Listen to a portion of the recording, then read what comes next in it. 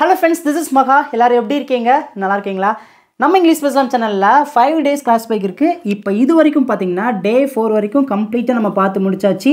இன்னைக்கு நம்ம டே 5 வந்து நின்றுக்கோம். சோ வீடியோவை ஸ்கிப் பண்ணாம பாருங்க. இந்த 5 daysக்கான PPT உங்களுக்கு வேணும் அப்படினா நீங்க வாங்கிக்கலாம். அதுல 300 pages கிட்ட இருக்கும். So if you want உங்களுக்கு வேணும் அப்படினா நீங்க இந்த நம்பரை கான்டாக்ட் பண்ணி வாங்கிக்கலாங்க. இப்போ நான் டிஸ்ப்ளேல காமிக்கிற இந்த 5 கான்செப்ட்டை நான் உங்களுக்கு சொல்லி கொடுக்க போறேன். இந்த 5 கான்செப்ட்டை நீங்கள் ஈஸியாக புரிஞ்சுக்கிற அளவுக்கு தான் நான் ரொம்ப பேசிக் லெவல்லேருந்து சொல்லிக் கொடுக்குறேன். இப்போ ஃபர்ஸ்ட் ஒன் பாருங்களேன், சப்ஜெக்ட் ப்ரோனோன். சப்ஜெக்ட் ப்ரோனோன் அப்படின்னா ஒரு சென்டென்ஸில் ஒரு செயல் நடக்குங்க. அந்த செயலை யார் செய்வாங்க அப்படின்னா இங்கே இருக்கிற சப்ஜெக்ட் ப்ரோனோன் தான் அந்த செயலை செய்வாங்க. பாருங்களேன், சப்ஜெக்ட் ப்ரோனோனில் மொத்தமாக 7 மட்டும்தாங்க இருக்குது. நமக்கு எல்லாருக்குமே தெரியும். உங்களுக்கு ஆன்சர் தெரிஞ்சுன்னா என் கூட சேர்ந்து பின்னாடியே நீங்கள் ப்ராக்டிஸ் பண்ணிட்டே வாங்க. ஃபர்ஸ்ட் ஒன் பாருங்கள், ஐ அப்படின்னா நான், வி அப்படின்னா நாங்கள், யூ அப்படின்னா தமிழில் நீ அல்லது நீங்கள் ரெண்டு பேருக்குமே பார்த்தீங்கன்னா யூ தான் சொல்லுவோம். நெக்ஸ்ட் ஒன் தே அப்படின்னா அவர்கள், ஹீ அப்படின்னா அவன், ஷீ அப்படின்னா அவள், இட் அப்படின்னா அது. இந்த 7 தான் நம்ம சப்ஜெக்ட் ப்ரோனோன் அப்படின்னு சொல்லுவோம். இப்போ இந்த 7 சப்ஜெக்ட்க்கு ஒரே ஒரு வேர்பை வச்சு நம்ம சிம்பிள் ப்ரெசன்ட் டென்ஸில் நம்ம சென்டென்ஸ் மேக் பண்ணி நம்ம பார்க்கலாங்க. ஃபர்ஸ்ட் ஒன் பாருங்கள், நான் சாப்பிடுகிறேன். ரொம்ப பேசிக்கான சென்டென்ஸ் வச்சு தான் சொல்லிக் கொடுக்குறேன். அதனால் உங்களுக்கு ஆன்சர் தெரியும். என் கூட சேர்ந்து பின்னாடி நீங்கள் ப்ராக்டிஸ் பண்ணிட்டே வாங்க. நான் சாப்பிடுகிறேன். I eat. நான் சாப்பிடுகிறேன். நெக்ஸ்ட் ஒன் பாருங்கள், நாங்கள் சாப்பிடுகிறோம். We eat. நீ சாப்பிடுகிறாய் அல்லது நீங்கள் சாப்பிடுகிறீர்கள். எப்படி சொல்லலாம்? You eat. தட்ஸ் ஆல், அவ்வளோதான். இப்போ அவர்கள் சாப்பிடுகிறார்கள். They eat. இப்போ நெக்ஸ்ட் ஒன் பாருங்களேன், அவன் சாப்பிடுகிறான். இந்த இடத்துல எல்லாருமே எப்படி பேசுவாங்க அப்படின்னா ஹி ஈட் அப்படின்னு சொல்லுவாங்க. அப்படி சொல்லக்கூடாது. இது எப்படி சொல்லலாம் அப்படின்னா ஹி ஈட்ஸ். அவன் சாப்பிடுகிறான். நெக்ஸ்ட் ஒன் பாருங்கள், அவள் சாப்பிடுகிறாள். She eats. நீங்கள் ஷி ஈட் அப்படின்னு சொல்லக்கூடாது. ஷி ஈட்ஸ் அப்படின்னு தான் சொல்லணும். நெக்ஸ்ட் ஒன், அது சாப்பிடுகிறது. It eats. இப்போ உங்கள் எல்லாருக்குமே ஒரு கேள்வி வருங்க, ஏன் மேலே இருக்கிற 4 சப்ஜெக்ட்டுக்கு மட்டும் ஈட் அப்படிங்கிற வேர்பை அப்படியே எழுதியாச்சு, கீழே இருக்கிற 3 சப்ஜெக்ட்டுக்கு ஈட் அப்படிங்கிற வேர்போட எஸ் எதுக்கு ஆட் பண்ணியிருக்கோம் அப்படிங்கிற ஒரு கேள்வி வரும். நான் உங்களுக்கு ரொம்ப சிம்பிளாக சொல்கிறேங்க. இங்கிலீஷில் டென்சஸ் அப்படிங்கிற கான்செப்ட் இருக்குது. அந்த டென்சஸில் சிம்பிள் ப்ரெசன்ட் டென்ஸில் ஒரு பாசிட்டிவான சென்டென்ஸை நம்ம பேசும்போது தேர்ட் பர்சன் சிங்குலர் வந்துச்சு அப்படின்னா கண்டிப்பாக அந்த வேர்ப் கூட நம்ம எஸ் அல்லது இஎஸ் அப்படிங்கிற வேர்டை நம்ம ஆட் பண்ணி பேசணும். இந்த ரூல் பார்த்தீங்கன்னா ஒன்லி சிம்பிள் ப்ரெசன்ட் டென்ஸ்க்கு மட்டும்தான் பொருந்தும். புரிஞ்சிருச்சா? இப்போ இந்த ஹீ அப்படிங்கிற சப்ஜெக்ட் கூட என்னோட பேர் ஆட் பண்ணிக்கலாம். என் பேர் மகா ஈட்ஸ். இப்போ ஷீ அப்படிங்கிற சப்ஜெக்டோட ஒரு கேர்ளோட நேமை ஆட் பண்ணிக்கலாம். ராணி ஈட்ஸ். இப்போ இட் அப்படிங்கிற சப்ஜெக்டோட ஒரு அனிமல் நேமை நீங்கள் மென்ஷன் பண்ணிக்கலாம். தி டாக் ஈட்ஸ். புரிஞ்சிருச்சா? இந்த 7 தான் நம்ம சப்ஜெக்ட் ப்ரோனோன் அப்படின்னு சொல்லுவோம். இப்போ நம்ம ரெண்டாவது பார்க்க போகிறது என்ன அப்படின்னா ஆப்ஜெக்ட் ப்ரோனோன். ஆப்ஜெக்ட் ப்ரோனோன்னா ஒன்றுமே இல்லைங்க, முன்னாடி பார்த்தோம்ல சப்ஜெக்ட் ப்ரோனோன். அந்த 7 சப்ஜெக்ட் ப்ரோனோன் ஆப்ஜெக்டாக மாறிச்சு அப்படின்னா இப்படி தாங்க இருக்கும். ஐ அப்படின்னா சப்ஜெக்ட் ப்ரோனோன், மீ அப்படின்னா ஆப்ஜெக்ட் ப்ரோனோன். ஐனா நான் சொல்லியிருக்கோம், மீ அப்படின்னா என்னை. புரிஞ்சா? இப்போ நெக்ஸ்ட் ஒன் பாருங்கள், அஸ் அப்படின்னா எங்களை அப்படின்னு அர்த்தம். அஸ் அப்படின்னா எங்களை.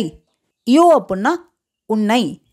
நல்லா கவனிச்சுக்கோங்க, யூ அப்படிங்கிறது சப்ஜெக்ட் ப்ரோனோன்லேயும் சேமாக தான் இருக்கும், ஆப்ஜெக்ட் ப்ரோனோன்லேயும் சேமாக தான் இருக்கும். நெக்ஸ்ட் ஒன் பாருங்கள், தெம் அப்படின்னா அவர்களை. அவர்கள் அப்படின்னா தே பார்த்தீங்கன்னா சப்ஜெக்ட் ப்ரோனோன், தெம் பார்த்தீங்கன்னா object pronoun. Next one, him அப்படின்னா அவனை. இப்போ இந்த ஹிம்மோட சப்ஜெக்ட் ப்ரோனோன் என்னன்னு சொல்லுங்க பார்க்கும். குட். ஹீ தான் ஹிம்மோட சப்ஜெக்ட் ப்ரோனோன். நெக்ஸ்ட் ஒன் பாருங்க, ஹெர் அப்படின்னா அவளை.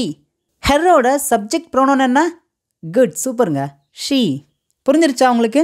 நெக்ஸ்ட் ஒன், இட் அப்படின்னா அதனை.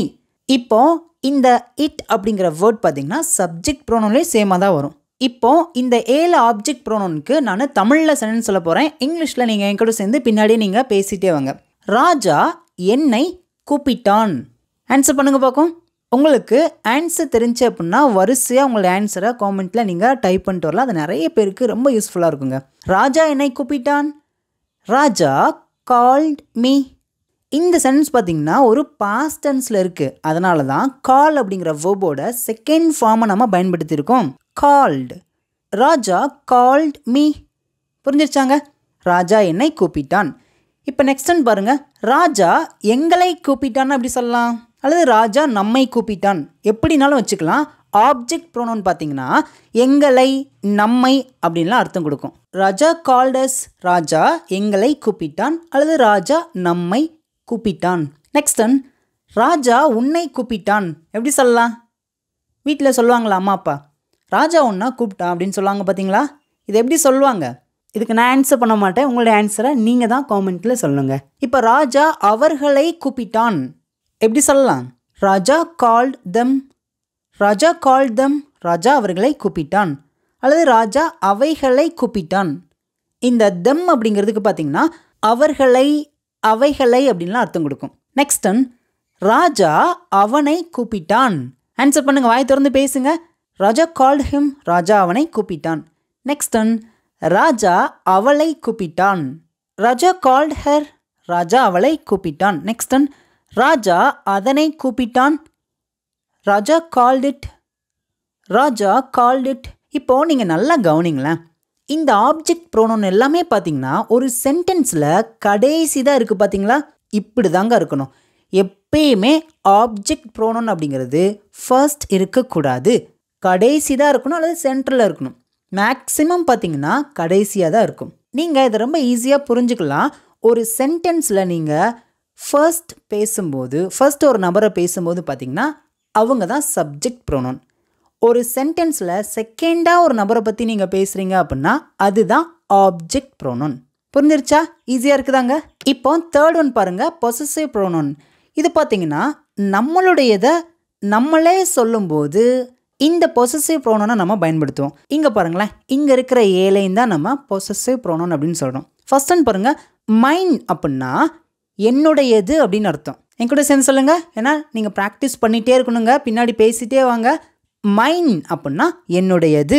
செகண்ட் பாருங்கள், அவர்ஸ் அப்படின்னா எங்களுடையது.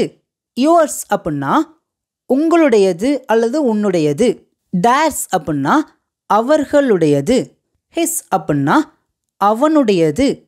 ஹர்ஸ் அப்படின்னா அவளுடையது. இட்ஸ் அப்படின்னா அதனுடையது. புரிஞ்சிருச்சாங்க? இந்த ஏலையும் தான் நம்ம பொசசிவ் ப்ரோனவுன் அப்படின்னு சொல்லுவோம். நான் தமிழில் ஒரு எக்ஸாம்பிள் சொல்லும்போது உங்களுக்கு ரொம்ப ஈஸியாக புரிஞ்சிடும். ஃபர்ஸ்ட் ஒன் பாருங்களேன், இந்த வீடு என்னுடையது.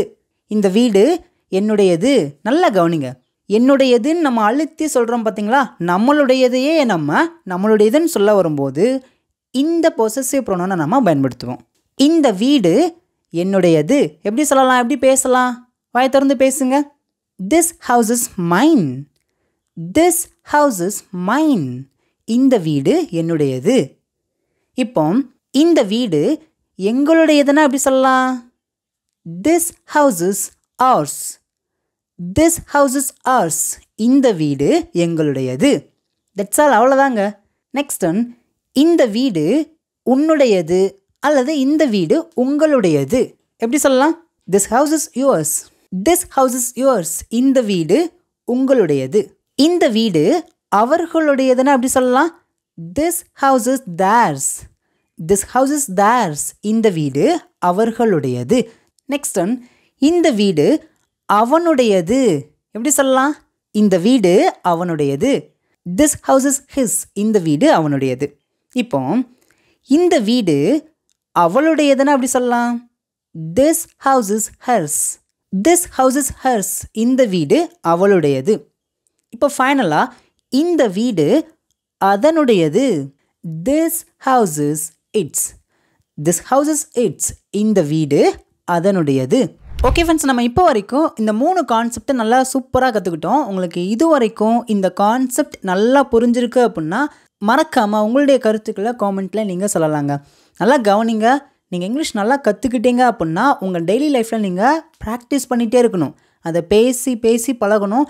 நல்ல நாலேஜ் இருந்தால் போதாதுங்க. அந்த நாலேஜில் இருக்கிறத நம்ம வாயால் அப்படி நம்ம டெய்லி பேச ஆரம்பிச்சிடணும். நம்ம தான் சான்சஸை உருவாக்கணும். சான்சஸ் நம்மளை தேடி எப்பயுமே வராது. இதை மட்டும் நல்லா புரிஞ்சுக்கோங்க.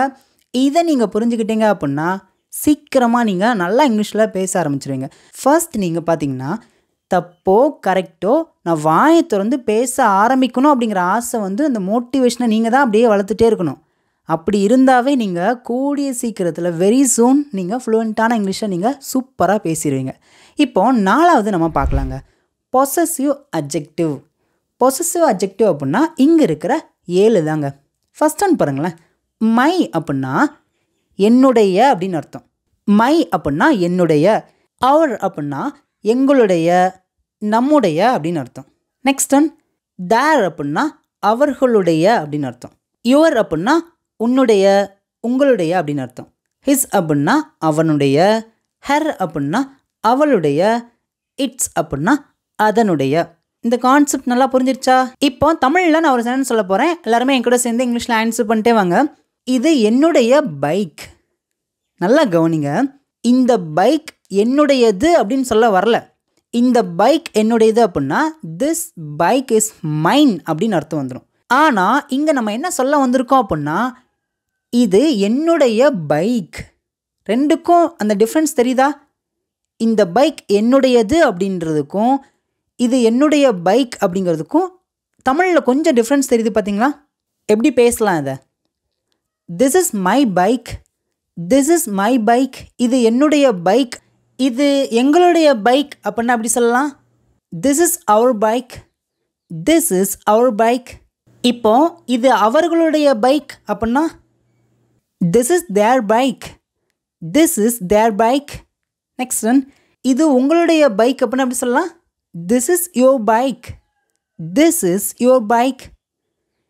இது அவனுடைய bike, this is his bike. இது அவளுடைய bike, this is her bike, this is her bike. இப்போ இது அதனுடைய பைக் அப்படின்னா எப்படி சொல்லலாம்? This is it's bike, this is it's bike. Okay friends, இப்போ உங்களுக்கு இந்த கான்செப்ட் நல்லா புரிஞ்சிருச்சா? இப்போ இது வரைக்கும் நம்ம 4 கம்ப்ளீட்டாக பார்த்து முடிச்சாச்சுங்க. இப்போ ஃபைனலாக 5வது பார்த்தீங்கன்னா ரெஃப்ளெக்சிவ் ப்ரோனவுன். இந்த ரெஃப்ளெக்சிவ் ப்ரோனவுன் அப்படின்னா ஒரு சிம்பிளான ஒரு எக்ஸாம்பிள் சொல்கிறேன். ஒரு சென்டென்ஸில் பார்த்தீங்கன்னா சப்ஜெக்ட்டும் ஒருத்தங்களாக தான் இருப்பாங்க. அது ஆப்ஜெக்டாக மாறும்போதும் பார்த்தீங்கன்னா அவங்க தான் அங்கே இருப்பாங்க. ஒன்றும் இல்லைங்க, இப்போ ஒரு பந்து இருக்குது, செவத்தில் அடிக்கிறோம், திருப்பி பார்த்தீங்கன்னா அது நம்மகிட்டே வந்துடும் பார்த்தீங்களா? இந்த கான்செப்டை மைண்டில் வச்சு இப்போது இங்கே இருக்கிற 7 நம்ம அப்படியே பார்க்கலாங்க. மை செல்ஃப் அப்படின்னா நானே அப்படின்னு அர்த்தம். ஒரு சென்டென்ஸில் சப்ஜெக்டும் நான் தான், அது ஆப்ஜெக்டாக போனாலுமே நான் தான் அங்கே இருப்பேன். நான் உங்களுக்கு தமிழில் எக்ஸாம்பிள்ஸ் கொடுக்கும்போது ரொம்ப ஈஸியாக புரிஞ்சிடும். செகண்ட் பாருங்களேன், அவர் செல்ஸ். அவர் செல்ஸ் அப்படின்னா நாமே அப்படின்னு அர்த்தம். தேர்ட் பாருங்கள், யுவர் செல்ஃப் அப்படின்னா நீங்களே அல்லது நீயே அப்படின்னு அர்த்தம். நெக்ஸ்ட் ஒன் தெம் செல்ஸ் அப்படின்னா அவர்களே அப்படின்னு அர்த்தம். நெக்ஸ்ட் ஒன் ஹிம் செல்ஃப் அப்படின்னா அவனே அப்படின்னு அர்த்தம். ஹர் செல்ஃப் அப்படின்னா அவளே அப்படின்னு அர்த்தம். ஃபைனலாக இட் செல்ஃப் அப்படின்னா அதுவே அப்படின்னு அர்த்தம். இப்போ தமிழில் ஒரு எக்ஸாம்பிள் கொடுக்கவா? நானே விடையை கண்டுபிடித்தேன், நானே ஆன்சரை கண்டுபிடிச்சேன் அப்படின்னு சொல்லியிருக்கேன். நல்லா கவனிங்க, சப்ஜெக்டும் நான் தான், ஆப்ஜெக்டும் நான் தான். தமிழ் சென்டென்ஸை நல்லா யோசிச்சு பாருங்கள். நானே ஆன்சரை கண்டுபிடிச்சேன். இந்த சென்டென்ஸில் பார்த்தீங்கன்னா சப்ஜெக்டும் நான் தான், ஆப்ஜெக்டும் நான் தான். நானே எப்படி பேசலாம்? நான் ஆன்சர் பண்ணுறேன், நீங்களும் என் கூட சேர்ந்து பின்னாடியே ப்ராக்டிஸ் பண்ணிட்டே வாங்க.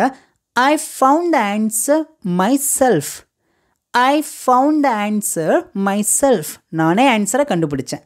செகண்ட் பாருங்களேன், நாமே ஆன்சரை கண்டுபிடிச்சோம் அல்லது நாங்களே ஆன்சரை கண்டுபிடிச்சோம். we found the answer ourselves, we found the answer ourselves.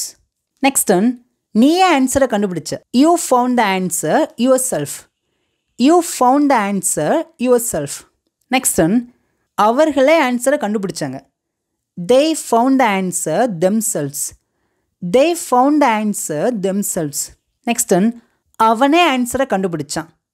he found the answer himself, he found the answer himself. Next one, அவளே ஆன்சரை கண்டுபிடித்தாள். she found the answer herself, she found the answer herself. இப்போ ஃபைனலாக அதுவே ஆன்சரை கண்டுபிடிச்சிச்சு.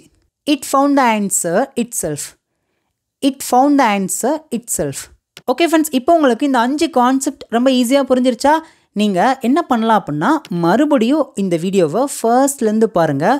உங்களுக்கு இன்னும் ரொம்ப தெளிவாக ஆழமாக இந்த கான்செப்ட் சூப்பராக புரிஞ்சிருங்க.